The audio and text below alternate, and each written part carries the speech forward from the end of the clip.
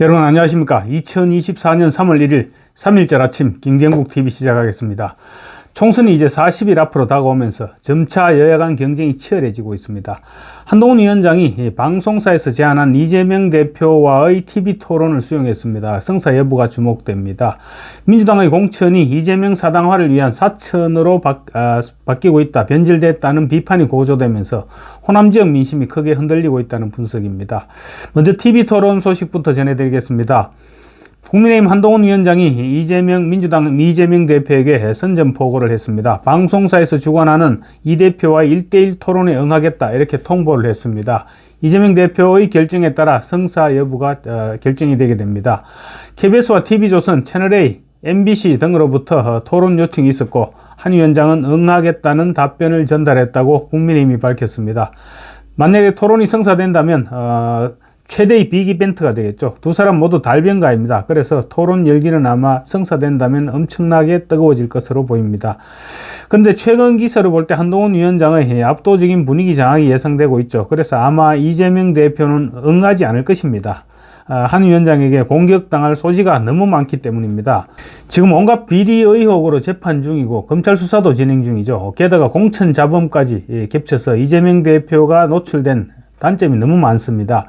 반면 한동훈 위원장은 기껏해야 윤석열 대통령과의 관계, 또 김건희 여사와 관련된 그 정도 문제 외에는 특별한 이슈가 없습니다.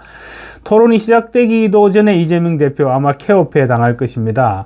과거 윤석열 대통령에게는 걸핏하면 토론을 제안했지만 이번에는 이재명 대표가 번번이 피하는 그런 상황이 연출될 것으로 보입니다. 다음으로 광주 민심이 지금 심상치 않다는 진단입니다. 총선을 40일 앞두고 지금 비명 행사의 민주당 공천 파동에 호남 민심이 술렁이고 있습니다. 호남 민심은 수도권의 야권 지지층 심리에도 크게 영향을 끼칠 수 있다는 점에서 4.10 총선의 주요 변수가 됐다, 이런 분석이 제기되고 있습니다. 특히 호남 민심이 흔들려 민주당이 호남에 공을 들여야 하는 상황이 발생하면 상대적으로 수도권 격전지에서는 힘이 빠질 수밖에 없는 그런 연쇄 효과도 있습니다. 지난 2016년 20대 총선 당시 안철수 국민의당이 광주에서 바람을 일으켰을 때 3월 중순까지 지지율이 8%에 불과했습니다. 그렇지만 막판 2, 3주 사이에 돌풍이 불어쳐 호남 28석 가운데 23석을 국민의당이 석권을 했었습니다. 호남 민심은 그만큼 역동적인 것입니다. 지난 23일 발표한 갤럽조사 기준으로 호남 지역 민주당 지지율은 67%였습니다. 그렇지만 호남 민심은 선거에 임박해서 빠르게 움직이는 특징이 있다는 것이 야권 관계자들의 설명입니다. 20대 총선에서 국민의당처럼 민주당에 맞설 대안이 있다면 아직 시간은 충분하다는 얘기입니다. 이번 선거에서 광주는 더 이상 민주당의 심장부라고 불릴 수 없게 될지도 모르겠습니다. 지금 호남 공천에서 중요하게 작용하는 것은 오로지 이재명 대표와의 거리입니다. 이재명 대표와 얼마나 가까운지가 민주당의 호남 공천 기준이 되고 있습니다. 자존심 강한 호남 유권자들 지금 기분이 많이 언짢아졌다고 합니다. 광주 원로들은 우리가 알던 민주당이 그 민주당이 아니다, 민주당이 아니라 이재명당이다, 이런 입장을 동교동계 원로인 건너갑 상임고문에게 전달했다고 합니다. 지금까지 공천이 발표된 호남 지역구 6개 지역구 가운데 현역 의원이 공천된 곳은 위장 탈당 논란까지 제기됐던 강성 친명이죠. 민형배 의원이 유일합니다. 광주시당 위원장이기도 한 이병훈 의원은 광주 동남을에서 친명 안도걸 전 기재부 차관에게 경선에서 패배했습니다. 북을의 이영석, 북갑의 조섭, 동남갑의 윤영덕 모두 공천에서 탈락했습니다. 윤석열 정부가 제대로 투쟁하겠다, 이런 명분을 내건 친명계가 모두 그 자리를 차지했습니다. 이처럼 친명계가 삭설이하고 있는 민주당의 공천 파동에 호남 민심이 출렁이고 있고 그 틈으로 새로운 미래가 파고들고 있습니다. 새로운 미래에 있는 지금 활력이 불어닥치고 있습니다. 이낙연 대표는 주말인 3일 광주 컨벤션 센터에서 광주 출마를 선언합니다.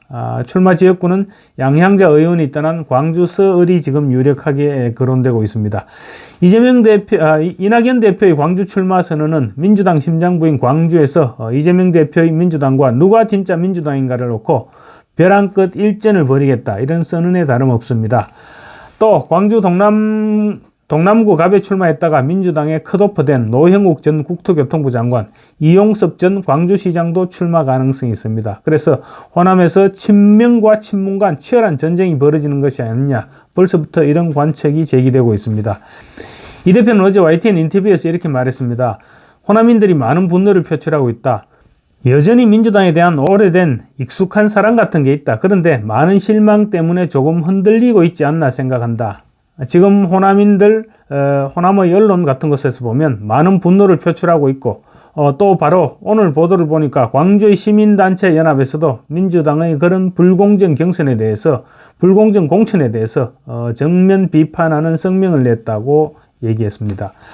이 대표는 민주당에서 컷오프 후 민주연대를 꾸리고 있는 서른, 그리고 홍영표 의원과 임종석 전 대통령 비서실장 등에게 새로운 미래에 합류하면 당명을 민주연대로 바꿀 수 있고 대표직도 내놓고 이선 후퇴도 할 수 있다. 이렇게 적극적인 제안을 하고 있습니다. 이와 함께 최근 들어 이재명 대표의 사당화를 강력 경고한 동교동계의 지원 여부도 주목됩니다. 이낙연 대표는 동교동의 막내격입니다.